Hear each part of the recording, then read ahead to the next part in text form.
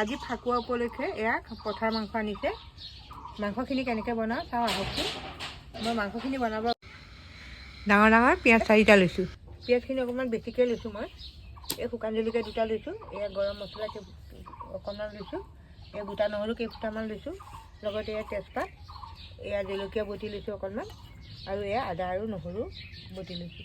গৰম মছলাখিনি দিওঁ। এইটো ষ্টাৰ, এতিয়া ইলাচি, লং আৰু দালচেনি, এই তেজপাত, এই শুকান জলকীয়া 2টা মই ভাঙি দিছোঁ।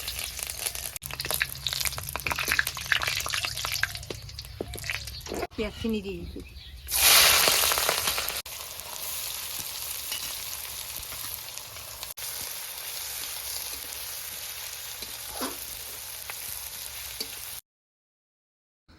অকণমান নিমখ দি দিছোঁ। পিঁয়াজখিনি ৰঙচুৱা হ'ল। এতিয়া ইয়াতে মই আদা নহৰুখিনি দি দিম। এই আদা,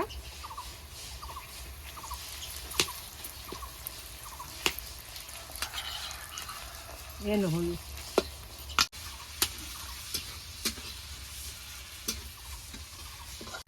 এতিয়া মই মাংসখিনি দি দিম।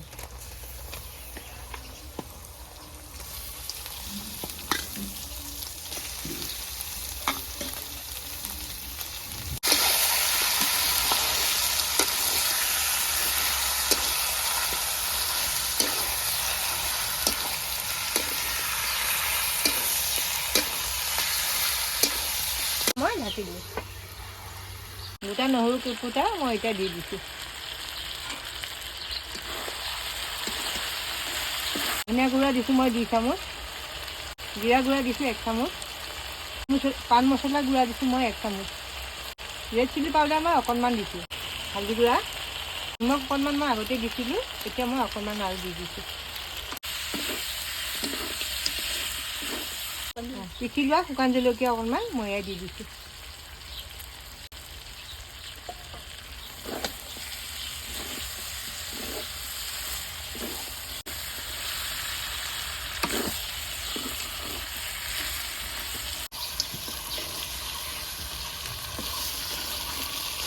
এতিয়া মই পানী দি দিম।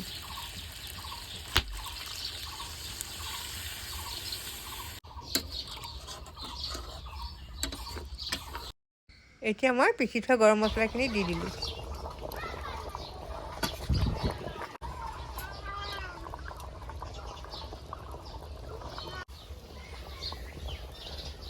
তৰকাৰীখিনি হৈ গ'ল, মই এতিয়া নমাই দিম।